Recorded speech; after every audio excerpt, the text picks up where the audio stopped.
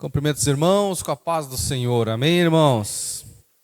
Pode tomar seu assento, queridos irmãos. Você que tem a sua revista aí, já deixa ela aberta. Nós damos glória ao nosso Deus nesta manhã tão linda, tão abençoada, aonde estamos na presença de Deus, irmãos, né? E na presença de Deus sempre temos oportunidade de aprender, sempre temos oportunidade de crescer na graça, né? Não vai ser longe da presença de Deus que você vai adquirir conhecimento. Não vai ser distante do Senhor que Ele vai te ensinar. É perto, né? É do lado, aonde Deus está, que nós possamos estar juntos. Então hoje essa lição de número 5, como já foi falado pelos irmãos aqui, motim em família. Então nós vamos falar aqui, irmãos, hoje um pouquinho sobre família, mas na parte de dentro, né? Família é algo tão lindo, tão maravilhoso, é um plano de Deus que deu certo, né? Ainda que o inimigo tente de toda forma destruir. Mas família, irmãos, aqui visto por dentro, nós vamos falar de um motivo, de algo que causa dano, algo que causa problema, algo que causa grande dificuldade, que é motim, né? Um motim. E logo a gente pensa aí nos presídios, né? A gente ouvia muito falar quando havia um motim dentro do presídio, é porque a coisa tinha ficado feia, né? Então, a família é um lugar onde Deus abençoa, né? Onde Deus realizou e realiza o seu sonho, né? O sonho da família. Então hoje nós vamos ver aqui já desde o início, na introdução, que vai dizer assim: nessa lição estudaremos o motim formado por Miriam e Arão contra a liderança de Moisés. Então nós vamos estudar aqui, pegar como exemplo de início esse acontecimento lá na vida de Moisés, aonde os seus irmãos, né, aqueles que eram a sua família, iniciaram um motim contra ele.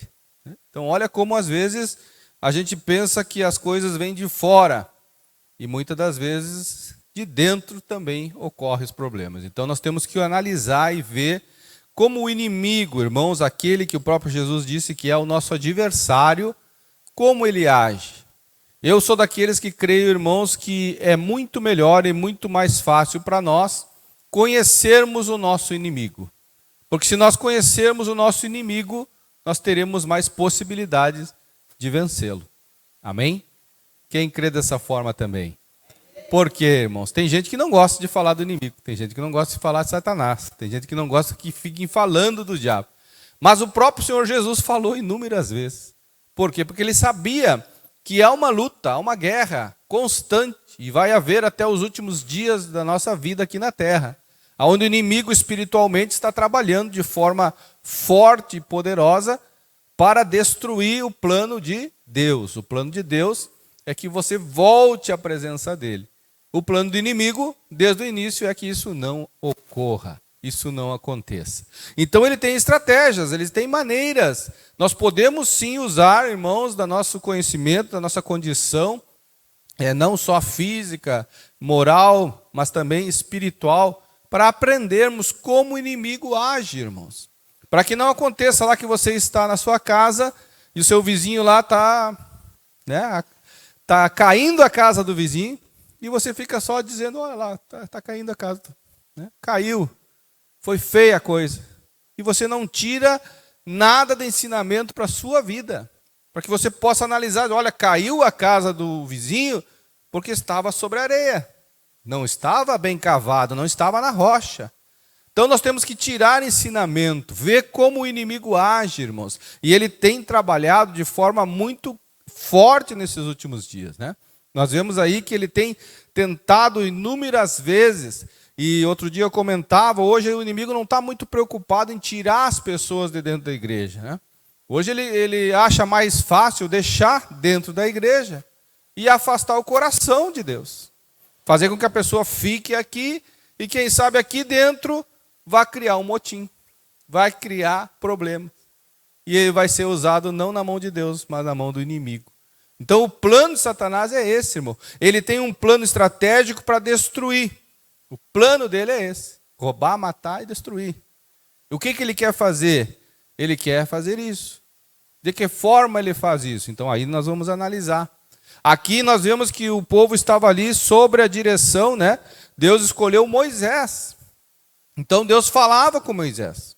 Deus nomeou Moisés. E aí Moisés, com toda a sua simplicidade, começou a ser importante. E às vezes, quando a gente passa a ser importante para Deus, o inimigo volta os seus olhos para nós, né? Isso é natural. Você não vai achar que você vai começar a ser usado por Deus e o inimigo não vai lançar mais ainda o interesse em destruir a sua vida. Ele vai lançar. Mas, por outro lado, você vai ter condições de ser mais forte ainda com Deus. Então, você tem que saber. Eu falei aqui, o dia que eu tive a oportunidade de trazer uma palavra de noite, que muitas das vezes, irmãos, a vida fácil é lá fora. Por quê? Porque é mais fácil o pecado, irmão. É mais fácil ir para o inferno. É mais fácil não ir para Deus. Ir para Deus é uma condição de batalha. É uma condição de esforço. É uma condição de buscar. O reino de Deus é adquirido com esforço. Então não vá pensar que é fácil. Fácil é lá fora. Aqui é lugar de guerreiros. Aqui é lugar de quem sabe o preço que é um dia estar na glória com Deus. E não por um tempo, eternamente. Então olha o preço que tem isso. Então vale a pena, irmãos. É aqui o lugar certo, batalhando. Nós comentávamos aqui como domingo de manhã é uma luta, para que as pessoas venham na casa de Deus. Mas está faltando isso, conscientização do que é batalhar pela nossa família. Batalhar pela nossa salvação. É ter esforço. É chegar domingo de manhã e dizer, eu quero ficar aqui, né? Ficar aqui deitado, tá bom, hoje é domingo. Mas lembrar, mas tem um preço a ser pago. O preço de eu me dispor para Deus. Eu também fazer o que Jesus fez por mim. Jesus, ele morreu em meu lugar. Então, eu vou me esforçar, eu vou fazer. O corpo não quer, mas aí o espírito tem que vencer. A fé tem que vencer. Se eu creio, o meu corpo tem que obedecer ao meu espírito. Se eu deixar a carne, irmão, tomar conta, eu vou somente ir para baixo. Isso é natural. Não podemos enganar. Servir a Deus, irmãos, é com esforço. Servir a Deus é pagando o preço diariamente. Por isso que a oração de Jesus, né? Dai-me o pão todos os dias, porque nós precisamos receber de Deus todos os dias. O pão que tu recebeu ontem era para ontem. Hoje você precisa de um novo pão. Você precisa se alimentar novamente. Assim como o maná vinha todos os dias e era só para aquele dia. Assim é a palavra de Deus. Assim é a presença de Deus em nossas vidas. É todos os dias, buscando naquele que se pode achar. Amém, irmãos? Então Moisés, irmãos, aqui nós veremos que houve esse motim em família, né? Miriam e Arão eram seus irmãos. A presente lição nos exorta a respeito do cuidado com as murmurações e as contendas na família, que contribuem com a desarmonia familiar. Por isso, aprenderemos que é prudente evitar as contendas familiares, para que a paz e a harmonia reine entre os santos. Então, há algo a ser buscado aqui, irmãos: a paz e a harmonia. Então, bem clara a lição está nos mostrando que é prudente evitar contendas. É inevitável? Não, mas é prudente buscar evitar. Então, você tem condições de ver e notar que o inimigo, irmãos, não só aqui na igreja, nos lares, nas famílias, ele sempre está buscando colocar alguma contenda, algum motivo, alguma coisa que desagrada alguém, né? Alguma coisa que faz com que a pessoa diga, eu não estou me sentindo gostoso com isso, né? Eu vou ter que falar alguma coisa, eu vou ter que expressar o meu querer. E olha como o eu da pessoa, quando ela começa a se inflar, normalmente causa problema, né? Quando na verdade nós deveríamos parar e pensar: isso vai trazer algum bem? Será que isso que eu vou falar para alguém não vai despertar um problema? Não vai chegar aos ouvidos de outra pessoa de forma retorcida? Eu vou comentar aqui que eu não gosto da cor dessa cadeira aqui. Mas eu não gosto. Daqui a pouco a irmã gosta daquela cor ali, gosta daquela cadeira. Mas eu vou falar mesmo assim porque eu estou sentindo que eu tenho que falar. Então são coisas pequenas, irmãos, às vezes que parecem assim, que não tem importância, mas aí já chega no ouvido do irmão, mas eu também não gosto daquele verde ali, eu vou lá falar para o pastor que ele troca essas cadeiras. Então às vezes é uma coisa simples que é de nós, que deveria ficar com nós. E de repente era mais simples eu chegar para Deus e Deus muda, né? Muda a minha visão das coisas, me faz ver de outra forma. Isso já iria evitar muitos problemas. Porque um comentário, irmãos, na igreja, um comentário na família, às vezes pega mal, às vezes cria um problema grave. E amanhã ou depois aquilo ali vai ser como uma bola de neve, vai só aumentando, né?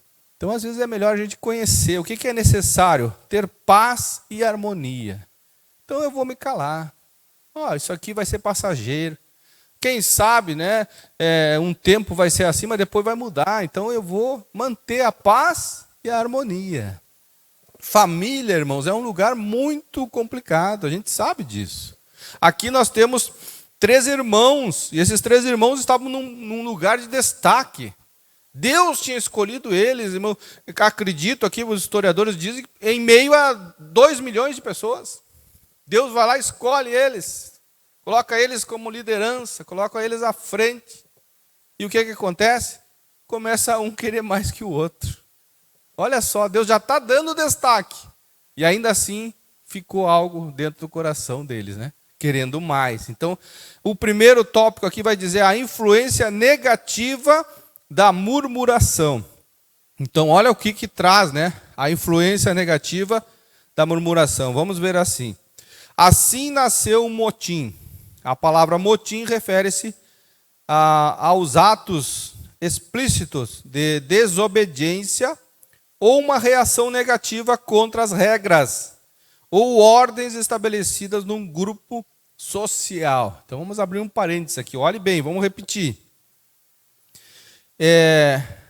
Uma reação negativa contra as regras, contra as ordens estabelecidas em um grupo social. Então olha como esse tema traz muito para a igreja, né? Para a família também, mas para a igreja. Onde nós estamos sobre ordens de uma liderança, onde Deus colocou uma pessoa, onde essa pessoa teve, né, a visão de Deus para estabelecer as coisas. Mas aí o que acontece? Eu fico achando que aquilo ali não está bom. E isso é um ato de desobediência. Porque se eu creio em Deus Todo-Poderoso, capaz de eleger as pessoas, de colocar a pessoa no seu devido lugar. Então, às vezes, eu creio que Deus é capaz de me colocar numa posição boa. Mas aí, quando é outra pessoa que está naquela posição, eu posso dizer, não, Deus de repente errou, essa pessoa aí está errando, não é? Não, é tudo uma questão de princípio. Se Deus é o mesmo poderoso para me colocar na posição que eu quero, é o mesmo Deus poderoso para colocar outra pessoa. E Ele sabe quem o colocou. E sabe o porquê. Se não está do meu agrado, quem sabe o meu agrado é que não está fechando com o agrado de Deus. Quem sabe o meu querer é que não está alinhado com Deus. Então o problema não é a pessoa que está lá, é eu e Deus. Então aí que começam os atos de indisciplina, né? Os atos de desobediência. A pessoa achando que Deus não é tão superior assim. Mas Deus é superior. Se Deus colocou, Ele tem motivo. Se Deus colocou, Ele tem algum propósito. E nós temos que confiar nesse propósito. Amém? Então, olha só, é o que vemos em Números 11 e 12. Nesses capítulos, há uma descrição das murmurações que culminaram na rebelião familiar entre a liderança de Moisés. Vejamos agora 3 queixas que remotam a rebelião na família do legislador de Israel.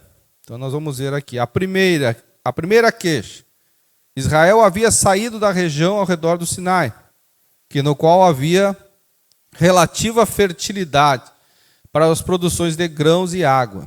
De repente, depois de andarem para além do Sinai, se depararam-se com um inóspito deserto. Os israelitas começaram a reclamar que Moisés os havia trazido para morrerem naquele lugar, quando poderiam ter ficado no Egito. Aquela murmuração não só entristeceu Moisés, mas a Deus, que havia libertado o povo do cativeiro egípcio. Então, olha só como aos poucos ali houve um problema de olhar para trás. Aqui na nossa caminhada, irmãos, de fé, nós vamos nos deparar com esse problema. Por quê? Porque o mundo, irmãos, lá fora, como eu falei, está na mão do inimigo. O inimigo tem estratégias, como eu disse aqui no início. Uma das grandes estratégias do inimigo, irmãos, é agradar a carne, agradar o nosso corpo, agradar aquilo que muitas das vezes a nossa mente pensa que é melhor para nós. Como eu comentei aqui, ficar em casa ou vir para a igreja. A mente analisa e diz, o meu corpo está cansado, eu trabalhei muito, eu preciso de descanso. Então o corpo quer descansar.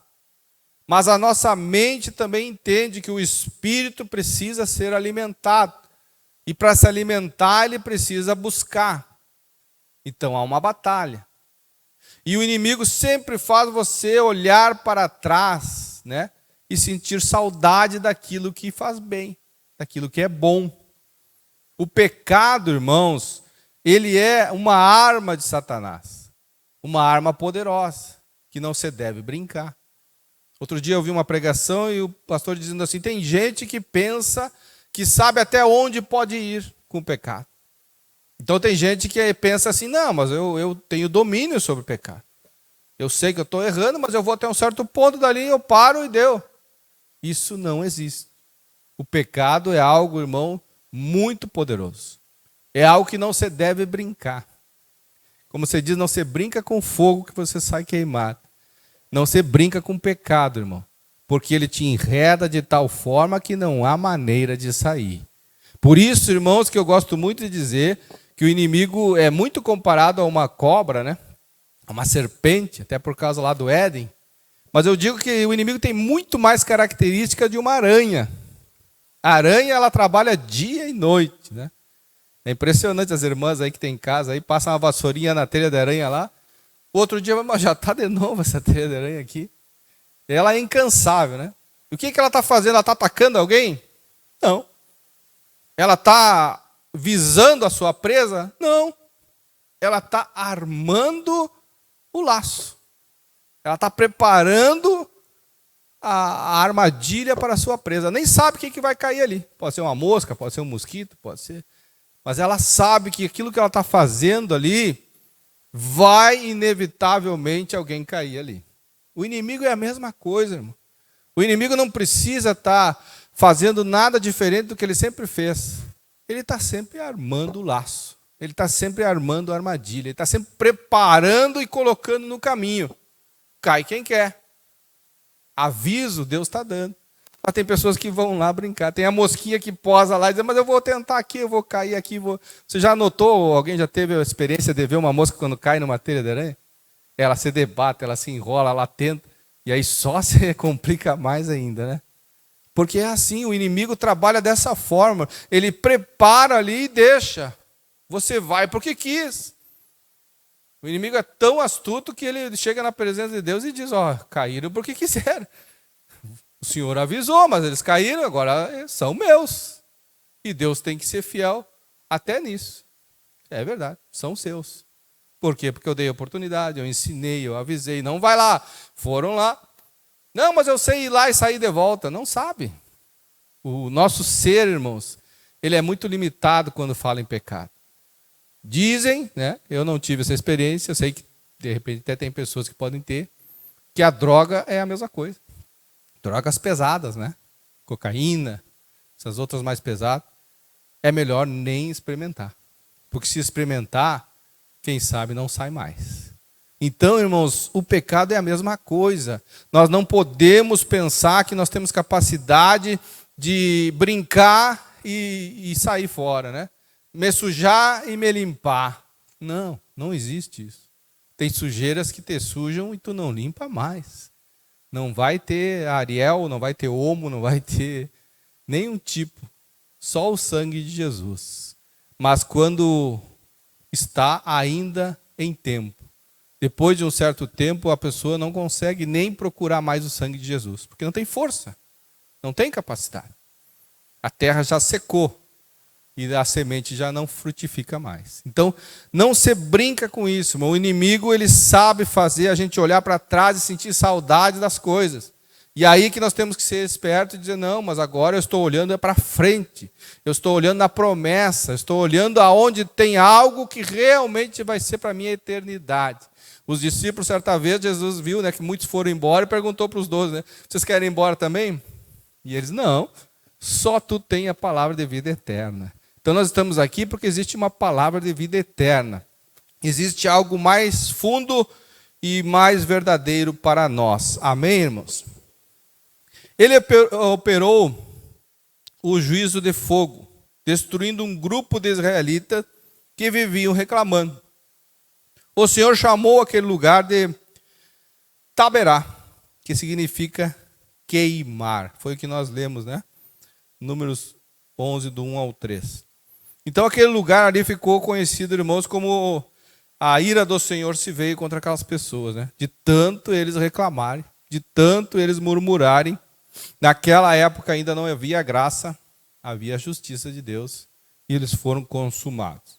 Então a segunda queixa, que está em Números 11, do 4 ao 7, após experimentar o juízo de fogo, no lugar de se humilhar diante de Deus, o povo começou a murmurar contra o maná. Então olha só, o que estava trazendo bênção para eles, até isso eles começaram a reclamar. Que a cada manhã Deus enviava, e a lembrar com saudade dos alimentos do Egito, como nós falamos aqui, saudade lá da cebola. Então, Deus começou a mandar o maná todos os dias, e eles começaram a dizer, mas antigamente eu recebia coisas variadas, né? Antigamente eu tinha outros paladares, agora Deus manda só o maná, mas o maná era o que precisava, maná era o que eles necessitavam. Então hoje, irmão, na nossa vida espiritual é a mesma coisa. Nós temos que buscar aquilo que Deus quer nos dar e nos satisfazer nisso, irmãos. Quem sabe ali a tua vida do passado, quem teve uma vida lá no mundo, pode dizer, mas lá eu fazia isso, fazia aquilo. Mas agora Deus quer que tu só permaneça e que tu receba o maná dele. Pode parecer cansativo, pode parecer sem graça, mas é isso que vai te alimentar e é isso que vai te fortificar. Não adianta comer muito alimento que nada de bom traz. É importante trazer um alimento que vai te sustentar, que vai te fortalecer e vai te manter fiel. Amém? Facilmente esqueceram-se de todas as privações experimentadas como de escravos no Egito. Esse povo esqueceu-se também dos milagres operados pelo Senhor, quando abriu o mar vermelho, quando transformou as águas amargas em águas doces e outros muitos milagres. A murmuração nos faz esquecer das boas coisas vividas com Deus. Então, as murmurações, as reclamações. Infelizmente, irmãos, nós somos assim. Nós, muitas das vezes, sentimos as coisas e já queremos expressar, né? E isso aí é um problema. Porque muitas das vezes essa expressão negativa das coisas é uma murmuração. Imagina Deus vendo isso. Deus que está nos acompanhando dia e noite. Deus sabe, não adianta você chegar na igreja e agradecer, Senhor, obrigado pela minha família, pela minha casa, pelo meu emprego. Segunda-feira está lá dizendo, mas que emprego miserável esse? Que só trabalho, só me dão trabalho? Esse meu patrão tem que se converter? Então, irmãos, Deus está vendo. Deus está te vendo lá no domingo, está te vendo na segunda. No domingo você está lá dizendo, Senhor, obrigado por tudo, que maravilha. Segunda-feira você está lá reclamando. Você está lá murmurando. Eu gostava era do meu outro emprego. Eu gostava era daquilo que acontecia. Então olha só como isso tudo é murmuração. E isso tudo aos olhos do Senhor, irmãos. Como Deus olha e vê você. Um murmurador. Uma pessoa ingrata. Uma pessoa que não sabe agradecer e ser verdadeiro. Nunca está bom, né? Tem pessoas que a gente, ao longo da caminhada, a gente se depara e as pessoas já passaram por 5, 6, 7, 8 ministérios, né? E onde está agora? Eu estou lá e tal. Aí você fica pensando, mas será que todos os ministérios tinham problema? Ou era a pessoa que tinha problema? Então, às vezes, nada agrada, nada é bom, nada satisfaz. Enquanto, na verdade, nós devíamos dizer, não, eu vou ficar aqui porque aqui eu estou recebendo o maná, e o que eu preciso é do maná. O maná vai me sustentar. O maná, o que é? O maná não é da terra, o maná vinha do céu. Então, olha quando muitas vezes as coisas da terra te agradam, e as coisas do céu você reclama. Então, se Deus te deu, veio do céu. Agradeça. Se você ficar procurando só as coisas da terra, você nunca vai ter satisfação na sua vida. Você vai passar todo o tempo buscando e nunca vai encontrar. Mas a hora que você parar e começar a analisar, foi o Senhor que me deu, eu agradeço por isso. Você vai se tornar uma pessoa melhor. Você vai ficar mais satisfeito com você mesmo. Vai deixar de brigar com as coisas. Vai deixar de reclamar das coisas. E até mesmo em momentos difíceis você vai reconhecer, se Deus está me dando isso, é por algum motivo existe. Alguma coisa lá na frente vai me fazer ver o plano de Deus. O plano de Deus é perfeito sempre, irmãos. É que existe momentos na nossa vida que Deus precisa dar um puxão. Tem momentos na nossa vida que Deus precisa nos dar uma carga a mais. Por quê? Talvez porque Ele, como Pai, entende muito mais de nós, como filhos. Muitas das vezes nós temos que ser pai e dizer um não para o filho, para depois lembrar. Porque quando eu era filho, eu não gostava de não. Mas agora que eu sou pai, eu sei que é necessário. Então Deus sabe, irmãos, a nossa caminhada. Deus é o único que nos vê lá na frente e Ele sabe. Se você tiver só sim, lá na frente você vai ter dificuldade. Então é necessário, de vez em quando, Deus dar um puxãozinho de orelha. Esse puxãozinho de orelha na hora dói. Mas depois, lá na frente, vai ser muito bom. Então olha a murmuração como causa, irmãos, muitos problemas. Porque a murmuração faz esquecer as boas coisas vivenciadas. Então, quando você reclama muito, você deixa de reconhecer as coisas que Deus te deu. Se Deus te deu, era bom, não pode ter mudado. Alguma coisa aconteceu, mas é preferível, em vez de murmurar, você pedir para Deus apenas, que Ele possa voltar a fazer as coisas serem boas novamente. No 4 diz assim, a terceira queixa, Números 12, do 1 ao 3. No capítulo 12, após todo um contexto de murmuração apresentando no capítulo 11, temos a rebelião de Miriam e Arão contra a liderança de Moisés. Trata-se de uma rebelião na família de Moisés. Arão e Miriam, em primeiro lugar, Miriam e Arão, não aceitavam o casamento de Moisés com uma mulher coxita, que por não ser de nenhuma família hebreia, na verdade, mas da descendência de Cã, filho de Noé, teve muitas resistências de aceitação, pois esse povo era considerado vil e desprezível. Porém, uma murmuração ia mais longe.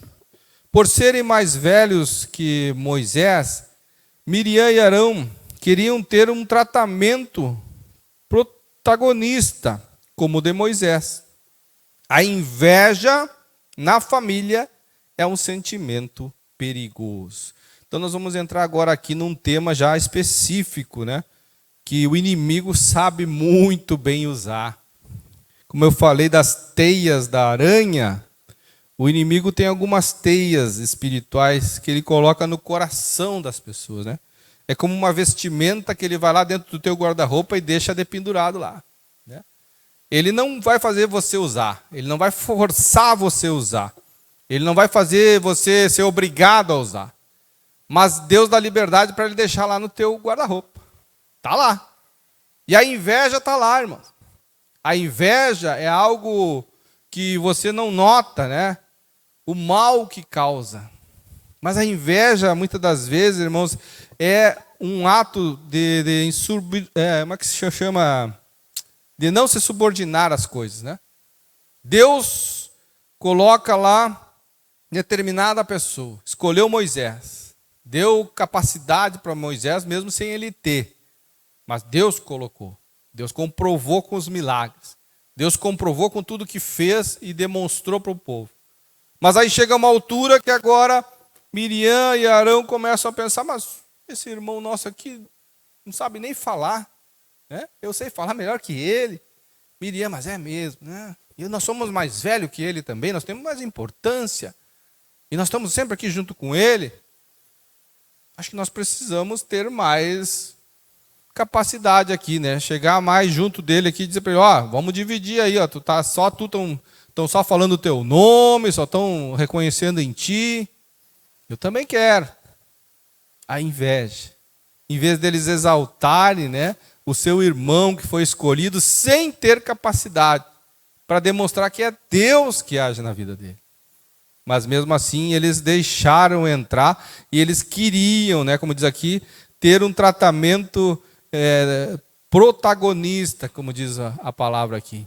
Então queriam se aparecer mais, né? Queriam ser mais reconhecidos também.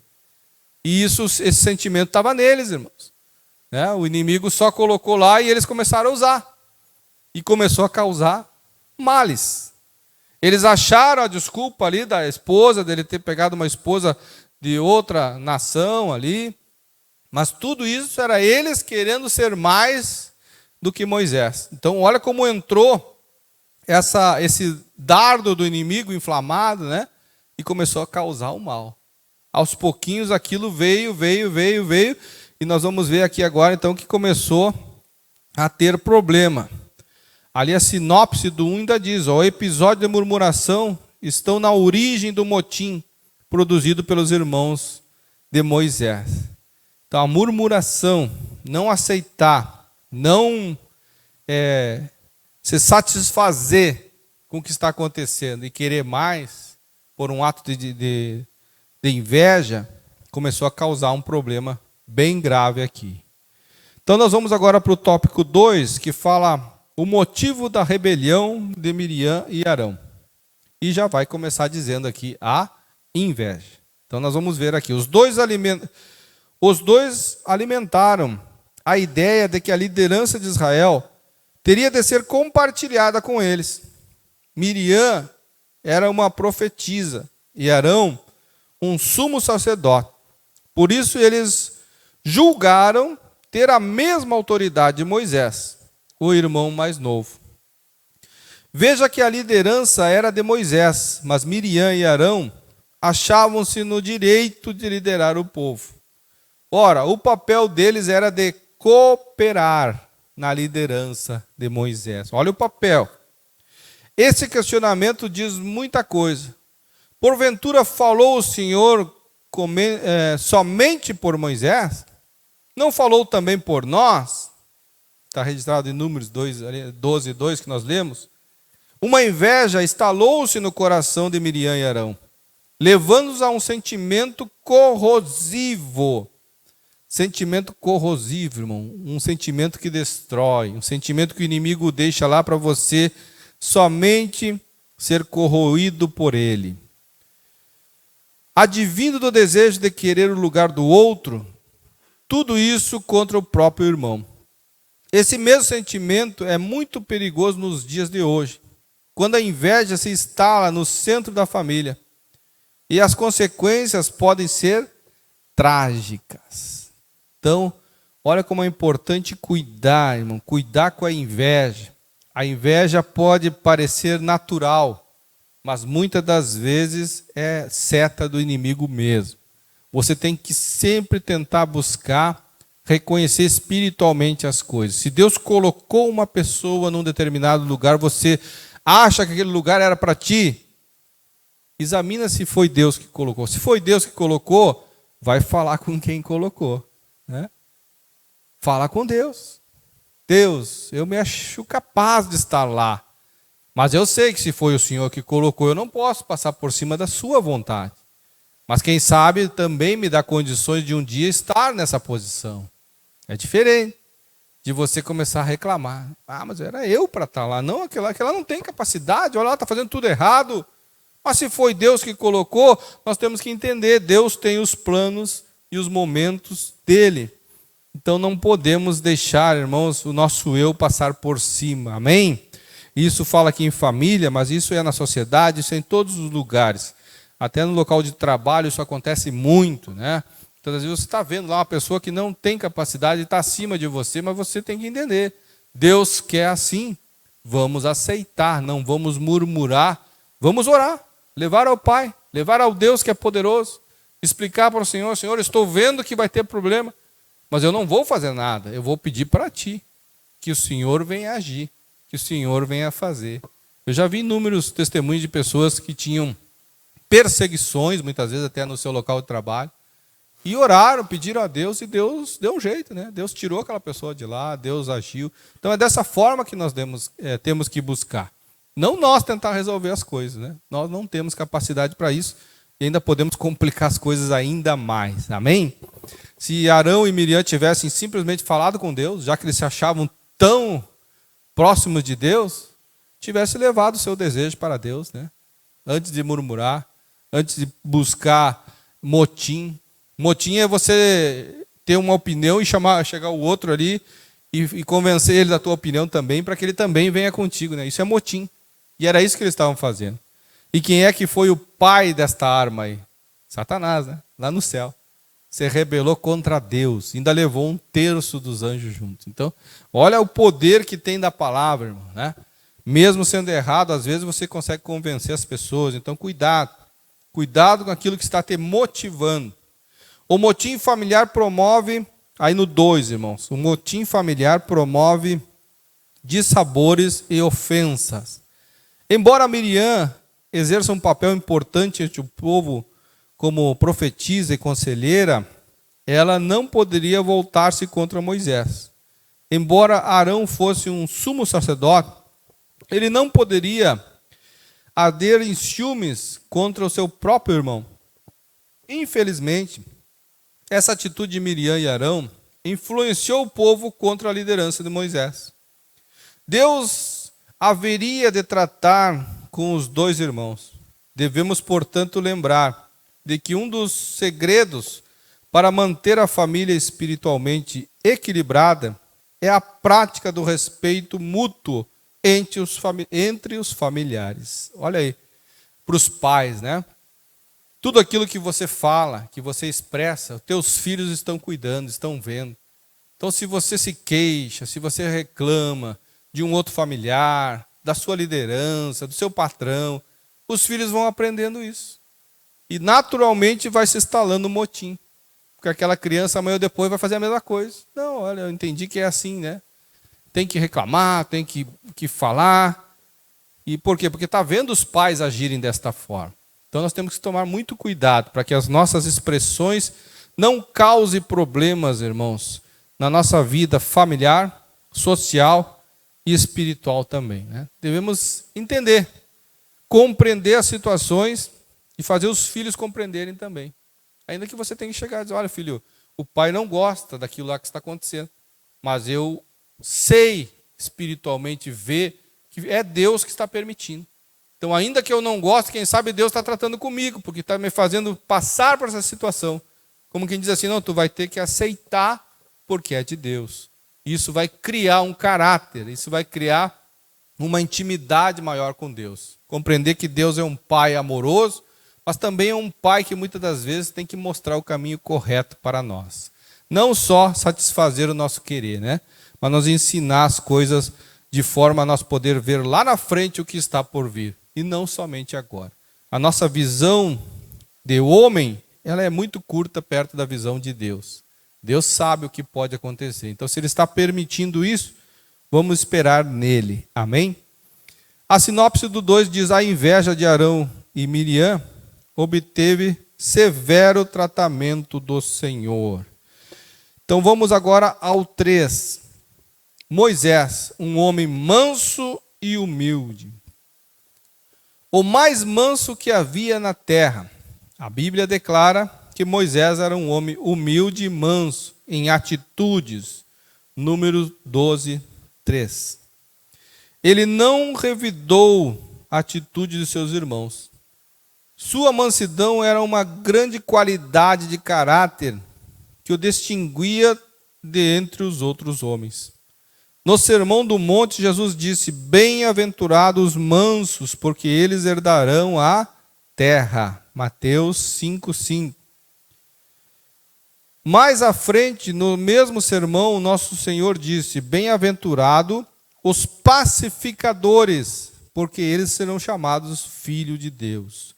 Pacificadores, aqueles que trazem a paz, aqueles que buscam a paz, aqueles que quando ouvem alguém murmurando, dizem assim: não, irmão, não leva isso à frente, porque isso aí não vale a pena, isso vai tirar a paz, isso vai tirar a harmonia. Deixa quieto, Deus vai tratar, Deus vai cuidar. Esse é o pacificador. Olha como nós precisamos de pessoas assim, que chegam, em vez de lançar mais gasolina no fogo, vai apagar o fogo com água. Então é isso que precisamos, irmãos. Quando estamos muito inflados por alguma coisa, quando estamos muito nervosos, pensativos em alguma coisa, a melhor coisa é procurar uma palavra de calmaria, né? Que possa nos fazer pensar, respirar, né? Porque nós somos humanos. Muitas das vezes o nosso eu está inflado, mas que Deus possa te dar uma pessoa que te traga uma palavra de pacificação. Essas duas atitudes enfatizado pelo nosso Senhor, estavam presentes na liderança de Moisés para com o povo de Deus. Na mentalidade mundana, ser manso pode significar fraqueza ou covardia. Mas nos ensinamentos bíblicos, explica a capacidade de exercer um autocontrole, o domínio de si mesmo. Assim, a mansidão é uma das qualidades e fruto do Espírito, em Gálatas 5:23. Moisés teve essa serenidade para agir com firmeza, sem se deixar arrebatar pela ira. Mesmo sabendo da murmuração e da sedição de Miriam e Arão contra a sua liderança, ele não teve atitude vingativa para com seus irmãos. Pelo contrário, orou para que Deus os perdoasse. Olha uma atitude sábia, irmãos. Quando você até mesmo está sendo ofendido, quando até mesmo você está sendo injustiçado, mas que você até pode ter oportunidade de revidar, mas você pega e diz assim: não, eu vou deixar Deus agir. Eu vou orar a Deus e Deus vai tomar conta da coisa. É diferente, evita muitos problemas. Nesse sentido, a mansidão e a pacificação são virtudes que a família cristã não pode deixar de rogar a Deus e praticar. São duas virtudes indispensáveis ao equilíbrio da família cristã. Então, sua casa, seu lar, deve buscar, irmãos, ter, antes de mais nada, mansidão, né? Paz, que você possa, nos momentos que vier o furor, você possa deixar o Espírito Santo amansar as coisas. Isso aí até mesmo nós com Deus, às vezes. Porque às vezes a pessoa está insatisfeita com alguma coisa, está reclamando, e mesmo que não fale direto para Deus, Deus está vendo. Deus está vendo que você está louco para chegar para Ele e dizer: Senhor, por que o Senhor fez isso? Você não se anima. Mas Deus está vendo pelas tuas atitudes. Então que você possa deixar esfriar as coisas, que você possa deixar o Espírito entrar, que você possa ter paz, tranquilidade, mansidão, que são aspectos, irmãos, que nos relembram ao Espírito de Deus. O Espírito de Deus é assim. Então não é que nós vamos ser fervorosos, querer decidir as coisas, resolver as coisas, e o Espírito Santo querer mansidão. Então não fecha. Então alguma coisa, ou o Espírito não está em ti, ou tu não está no Espírito. Mas da mesma forma, irmãos, não é assim. Nós temos que buscar ter entendimento das coisas e buscar que o Espírito Santo venha realmente estar em nós, né? Porque ele pode estar em nós, mas nós não estamos deixando ele agir em nós. Então não adianta nada. Nós temos que deixar ele estar em nós e ter o controle de nós. Que possamos ser guiados e agir por ele. e não pelo nosso querer. No 2 vai dizer o fardo de uma liderança. No capítulo 11 de Números, após a segunda queixa do povo de Israel, Moisés desabafou com Deus a respeito do peso de sua liderança com os hebreus. Houve um momento da sua vida em que o peso da liderança o deixou sem ânimo para continuar a missão de conduzir Israel à terra prometida. Então recebeu orientação direta de Deus para separar 70 anciões entre os príncipes de Israel. Ao escolher os 70 anciões, o Espírito de Deus repousou sobre eles e começaram a profetizar. Números 11, 25. Esse episódio remonta ao contexto da rebelião dos dois irmãos contra Moisés. Outro sim é uma bênção quando o Espírito Santo é derramado sobre a família. No lugar de ódio, há amor. No lugar de ciúme e da inveja, há parceria e comunhão. Que o Espírito Santo opere o caráter de Cristo em nossas famílias. Então, olha só, no lugar de ódio, amor. E no lugar de ciúme e inveja, parceria e comunhão. Não tem nada melhor, irmãos. Você quer estar no lugar de uma certa pessoa, quem sabe Deus está querendo que você esteja junto com aquela pessoa, ajudando aquela pessoa. Quem sabe você está vendo a pessoa fazer algo errado, você, ao mesmo tempo que está vendo isso, você está tendo a oportunidade de chegar naquela pessoa e dizer, irmãos, eu sinto de Deus te dizer, de repente, se tu fizer assim, dessa outra forma, vai dar melhor. Você vai expressar a sua opinião e vai deixar de falar contra aquela pessoa. Quem sabe Deus vai te dar uma oportunidade de você repartir a glória com aquela pessoa, né? Você está vendo, está deixando a pessoa errar para depois dizer, errou porque não sabia. Não. Se tu tiver a oportunidade, chega naquela pessoa, auxilia ela, ajuda ela, para que Deus vai ter mais prazer sobre a tua vida, né? Muitas das vezes você quer o lugar da pessoa, mas Deus já colocou aquela pessoa lá. Então ajuda aquela pessoa. Compartilha, né? Você é, muitas vezes, membro do mesmo corpo, seja na igreja, seja na sua família. Estamos falando aqui de família, quem sabe é um parente seu que está fazendo tudo errado e você está só criticando. Quem sabe tenta ajudar aquela pessoa, tenta auxiliar aquela pessoa. É isso que a palavra está dizendo. Porque quem é que tem o Espírito Santo? É você. Então você tem condições de ajudar aquela pessoa. No 2, aqui eu já li, né? No 3, a punição de Miriam e Arão. Números 12, 4 ao 7. A rebelião provocada pela inveja de Miriam e Arão contra a liderança de Moisés acendeu a ira do Senhor. Por isso eles foram convocados juntamente com Moisés para fora da tenda. O Senhor desceu na coluna de nuvem numa demonstração de sua presença e falou diretamente com os dois revoltosos, mostrando-lhes a sua soberania divina. Ele deixou claro que com Moisés, diferentemente do que fazia com eles, falava face a face e não por figura. Por causa da gravidade do pecado de Miriam, em instigar seu irmão Arão a capturar com ela contra Moisés, a punição foi imediata contra ela. Miriam ficou leprosa no mesmo instante e foi separada do arraial de Israel por 7 dias. Assim o texto mostra que todo motim no centro da família tem consequências trágicas. Por isso devemos pedir sabedoria para Deus para agir com nossa família. É preciso evitar as falsas acusações, palavras atravessadas, a destruição da reputação dos familiares. Esse não é um comportamento de quem manifesta o fruto do Espírito.